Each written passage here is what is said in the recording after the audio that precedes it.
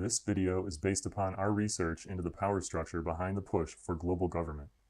The formation of a global government would require the cooperation of a large group of people from many nationalities and backgrounds.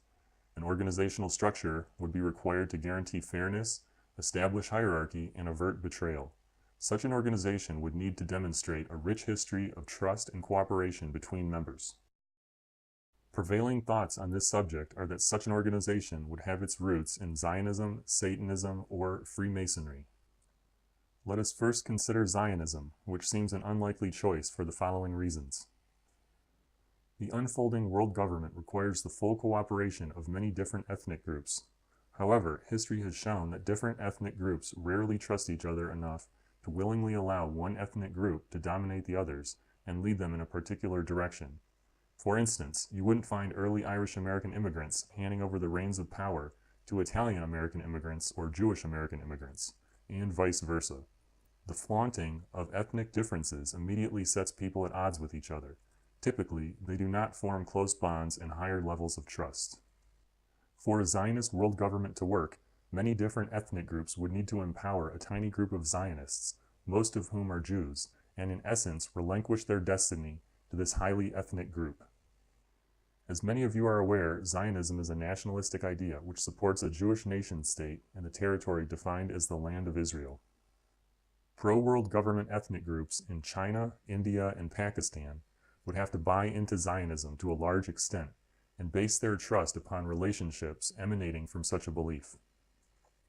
And if you believe that Zionists are dominating and controlling the largest Eastern nations, it is important to consider that countries such as China, India, and Pakistan have sizable nuclear arsenals. Could these nations be bullied into submission by a scant few followers of Zionism? And if they could, would the leaders of these Eastern nations continue to enthusiastically support the idea of world government and champion a global banking structure run by a dominant group of Zionists? Speaking from a purely historical standpoint, it remains highly unlikely. And yet, the leaders of the Eastern nations are in full support of the emerging world government and its banking structure. Some say that Freemasonry is controlled by Zionists. If this were the case, Freemasonry would surely be forced to carry out the agenda of Zionism. And because the agenda of Zionism is very particular to Israel, it would be obvious to all ethnic groups within Freemasonry that an agenda of Israeli favoritism was being carried out.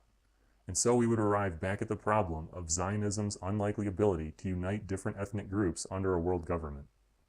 Do not misunderstand our position. We feel that Zionism is a legitimate problem. We realize that Israel receives special treatment from many countries, and we are fully aware that Israeli agents helped carry out the 9/11 false flag attacks. However, we are not convinced that Zionism is the root of world government. There's a good possibility that many globalists are pretending to be Jews and/or Zionists so they can hide behind the anti-Semitic defense. Furthermore, real Jews and Zionists who advocate world government are likely utilizing the anti-Semitic defense as well. Using sympathy to gain support has worked wonders as a psychological operation, and we see no reason that those behind a world government would not employ such a tactic. In our quest to uncover the root of global government, the next possibility we might consider is Satanism, which has its roots in the Abrahamic religions of Judaism, Christianity, and Islam. Although Satanism has come to encompass a variety of New Age philosophies, it can never truly escape the confines of the religious structure from which it sprang. Surely there have been some moderately successful attempts to morph Satanism into atheism, but because its origins lie in the Abrahamic religions, it does not easily translate into other world religions and belief systems. Therefore, it is unlikely that a belief in Satanism would unite a Chinese Taoist, Japanese Buddhist, or Indian Hindu under the banner of world government. However, many world leaders with these Eastern religious backgrounds are deeply involved in the push for a world government. These men and women could be hiding a satanic belief, but again, it remains unlikely. So, which organization assures its members that they will not be betrayed at some point in the future, or hung out to dry like so many Middle Eastern despots? Our third option is Freemasonry. Unlike the last two possibilities, modern Freemasonry is an all-inclusive organization. Atheists are permitted to join through the Grand Orient de France branch of Masonry. Other Masonic lodges merely require the belief in any supreme being. Freemasonry spans a variety of ethnic groups, Historically, it has fostered trust and cooperation between members of different cultures, races, and religions.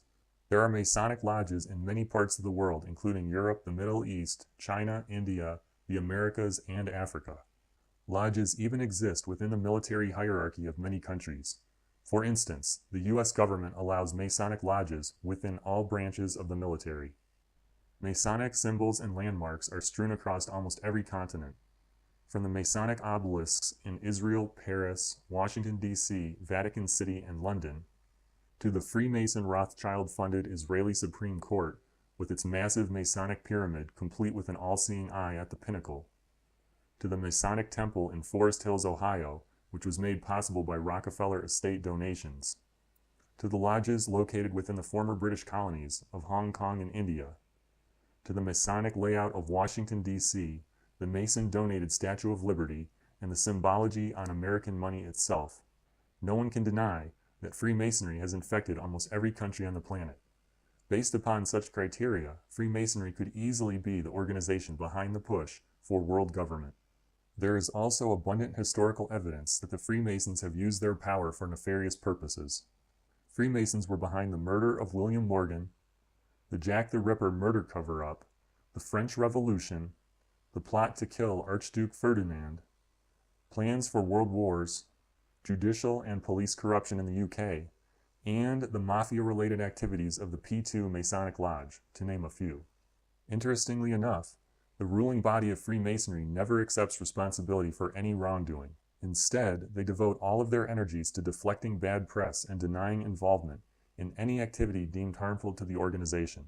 Masons have proven to be some of the most accomplished liars on the face of the earth. Freemason oaths to aid and assist any distressed Freemason and never reveal anything related to the Brotherhood when given under a Masonic sign, except in matters of murder or treason, are mostly to blame for their numerous deceptions. It is important to remember that Freemasons did absolutely no charitable work until after Freemasonry was banned in several U.S. states around the year 1830 for the organization's involvement in murder and conspiracy. During this time, American Freemasons essentially went into hiding and voluntarily closed lodges to avoid condemnation from a rightfully angry citizenry. In 1870, the Freemasons quietly re-emerged and created the Shriners, whose focus was to be fun, fellowship, and charity. The Shriners branch of Freemasonry was designed to put a good face on the recently besmirched organization, and nothing more.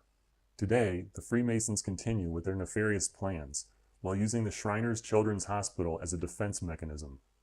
In the end, this strategy is no different than the mob operating a soup kitchen to garner support. It is both deceptive and pathetic. Based upon years of research and a careful process of elimination, we are now confident that Freemasonry is the driving force behind a world dictatorship. We are also convinced that there are no good Freemasons. All members are fully aware of the organization's many trespasses over the centuries, as well as their treacherous oaths, yet they refuse to resign.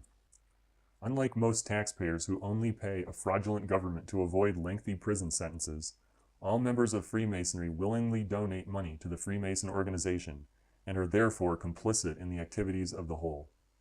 We encourage the viewer to produce anti-Masonic videos, websites, and spread this message by word of mouth. You may also wish to hold protests outside your local lodge. Freemasons hate bad publicity, and they deserve every bit of it.